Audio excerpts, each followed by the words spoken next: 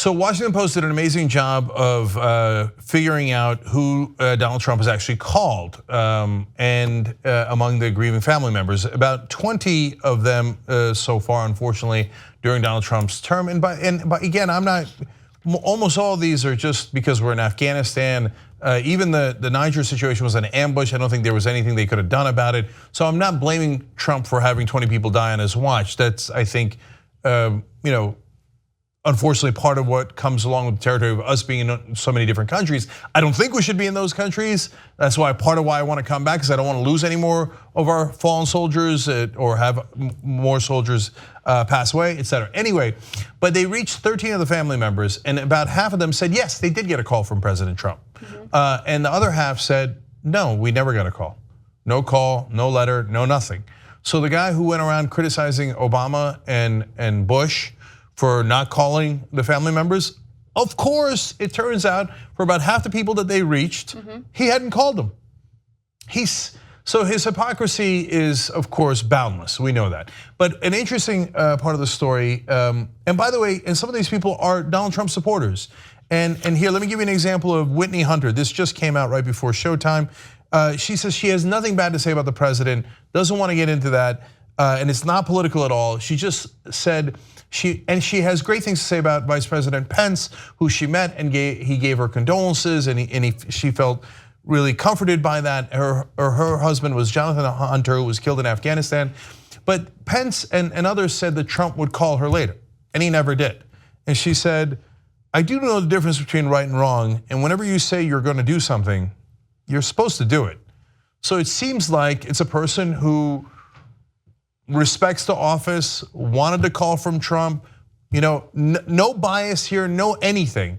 But Trump still didn't call. Now, if you don't call and you don't criticize other presidents, okay, look, I don't know. I don't know to what degree you absolutely should call every one of those fallen soldiers, but you can't do both. But I'm about to get to something even worse. Did you want to say something, Anna? I did, and I'm unsure of whether or not you're going to touch on another person that he called, a father who lost his son, and he made a promise. Yeah, that's where I was going with this. Okay. Yeah, so all the non-calls are terrible as when he's a hypocrite about it, and then there are the calls. So I told you earlier in the show about a call where guy's a Trump supporter, the son was a Trump supporter. But Trump went on a 10-minute tangent about how great his record in office has been, and the guy's like, "Oh, okay." But again, he wasn't criticizing the president. He was like, "I appreciated the call," right? But one was super interesting. He called Chris Baldridge, who is the father of Army Corporal Dillon Baldridge from North Carolina. He was 22 years old, and him and two fellow soldiers were gunned down in Afghanistan by Afghan police officers. Okay.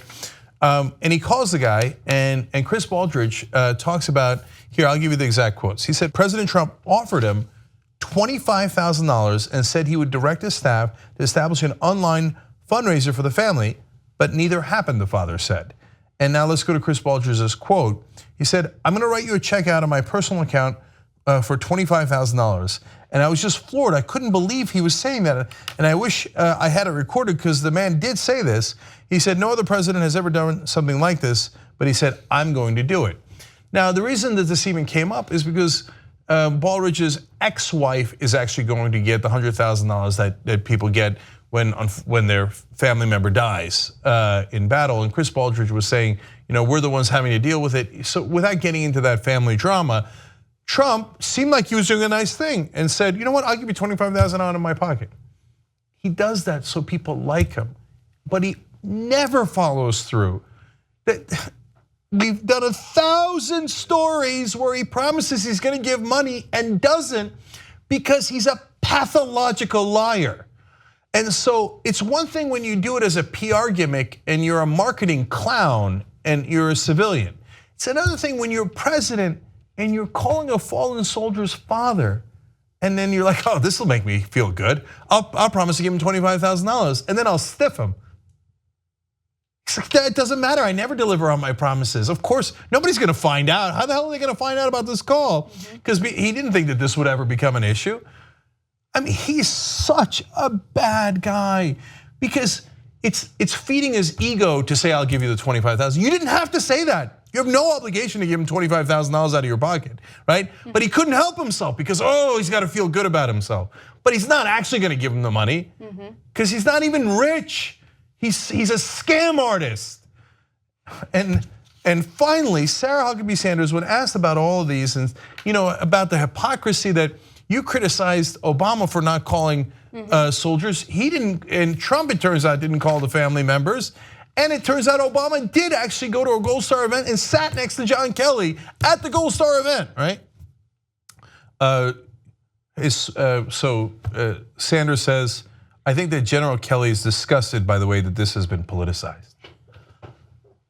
Trump politicized it, but specifically mentioned General Kelly. No one mentioned General Kelly outside of Donald Trump. He's the one that came out and said, oh yeah, that's General Kelly if Obama called him when his son died. General Kelly, yeah, that's politics right there. And then she turns around and goes, I can't believe you guys politicize this.